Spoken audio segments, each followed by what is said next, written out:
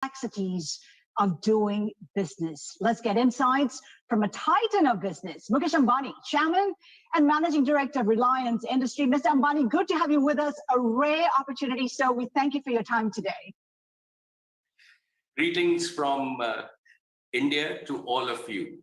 And at the outset, I would like to convey my hearty congratulations on the occasion of the first Qatar Economic Forum. It's a symbol of hope and reassurance that the world is slowly coming out of the most difficult and challenging times created by the corona pandemic. Mr. Ambani, on that note, I'm wondering, what do you think will be the legacy of this pandemic in terms of global commerce? Has it fundamentally changed the way business is done? Well, I think that COVID is a once-in-a-century humanitarian crisis. The world was not prepared for it. The crisis tested the resilience of mankind. The world has suffered, but ultimately what will triumph is not the virus, but the human spirit.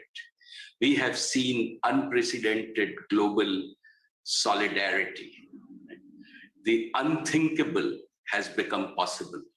No one could have imagined that the world would produce a vaccine in less than a year and vaccinate the whole world in a couple of years.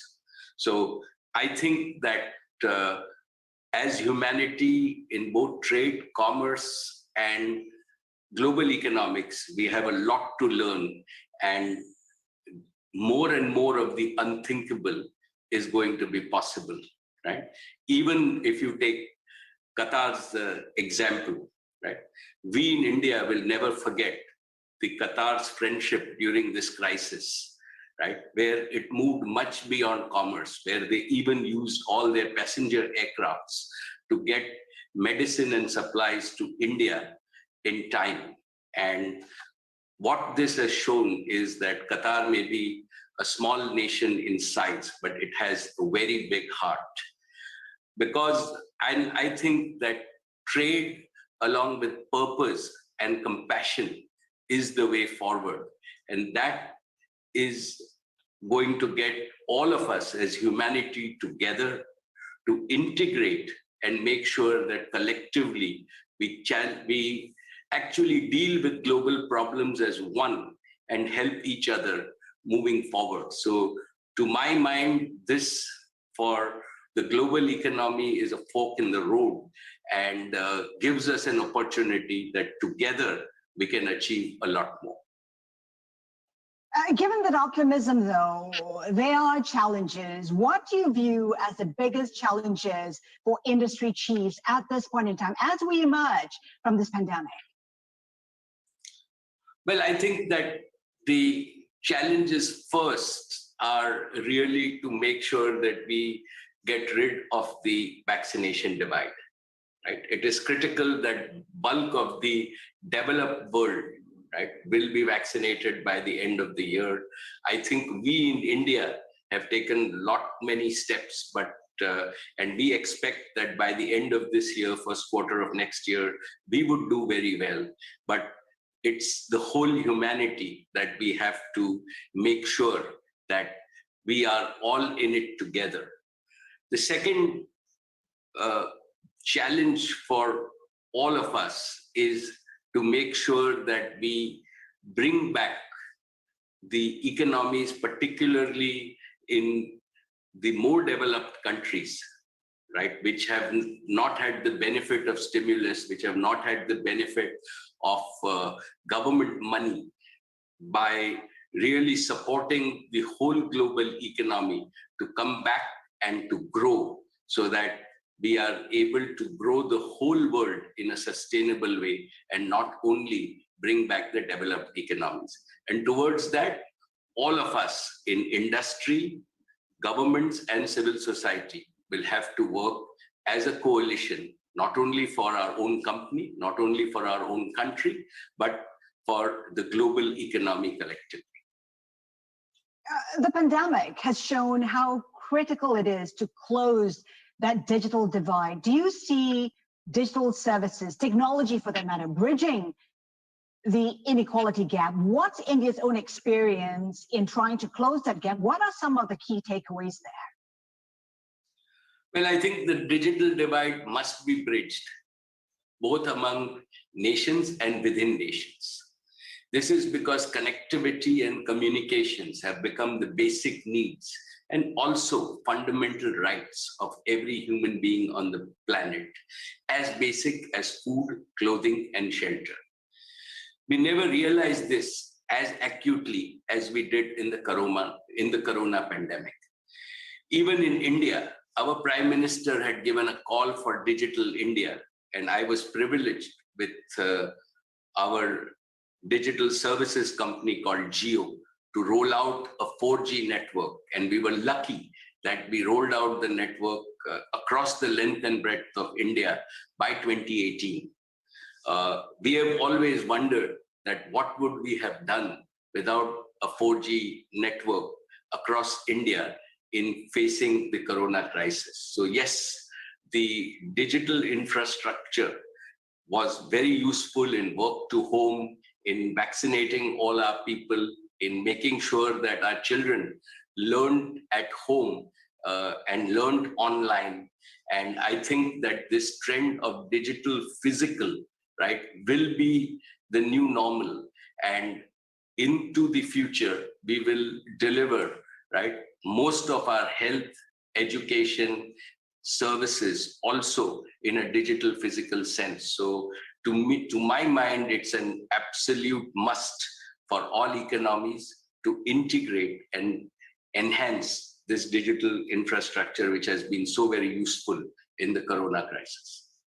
You talked about how Jio has helped to bridge that inequality gap. How else do you see your company being able to address the issue of inequality? Well, I think that if we see, I would like to begin that by again learning from Qatar, right? What His Highness Tamim bin Hamid Al Thani has done is he has used the hydrocarbon wealth, right, with his vision to have Qatar as an advanced society with strong economic and social foundations. The investments in education and healthcare offer the people of Qatar, right, the most advanced infrastructure and opportunity to grow. I think that across the world and in India, we must invest in education so that there is equal opportunity for everybody. And healthcare, what this crisis has taught us is we need to urgently upgrade the healthcare infrastructure across the world to make sure that we are ready for any future crisis, because I believe that this pandemic will not be the last health crisis that humanity has seen. And it is important that we within industry, again, within governments, all work together to make sure that the opportunity that we have to really work towards giving equal opportunity and reduce inequality across all sections of our world. Mr. Ambani, the pandemic has also highlighted the issue of sustainability. Businesses are now increasingly under pressure to commit to sustainability. How do you view that as a business leader? My view is that we have no option as a society, as business, to really adopt a sustainable business model to ensure that we embrace the model of clean energy is a prerequisite for our growth. And we at Reliance have adopted this wholeheartedly and are transforming each one of our business lines to be sustainable, circular, recyclable, and with fully transparent environment, social, and governance standards. And I think that's a prerequisite for every business to survive as we go forward. Would that mean perhaps dialing back some of your businesses right now? Is that something that needs to be thought of? It'll mean transforming our businesses and integrating that with the future. Mr. Ambani, many people may not know that you have a special link to the Middle East. You were born in Yemen when your father was working there before moving back to India. Talk to us about this connection to the Middle East and how you see it in the context of business. Well, I think that I was born in Yemen because my father went as a young Indian to Yemen, and he always says I have Arabic blood, which I think that we value the relationships between all the Arabic countries and India. It is a centuries-old relationship. I think that a lot of Indian population is there in Qatar, and while Qatar has lots of populations, like we have about 700,000 Indians, and each one of them is a spokesperson for Qatar in India. I also think that within my own family, right, I've had the privilege of working with Sheikh Musa at the United Nations Millennium Development Goals Group. But my wife is a big fan of her achievements in sports and culture. And my daughter is a big fan of everything that the foundation has achieved in art. So as a family, we have great admiration for what the Qatar Foundation and the Qatari royal family has really achieved for the people of Qatar. And I only hope that we can learn, be inspired, and build a very strong relationship between India and Qatar. Mr. Ambani, we thank you so much for your time today. It's been a pleasure. Thank you. It's a pleasure. Thank you so very much.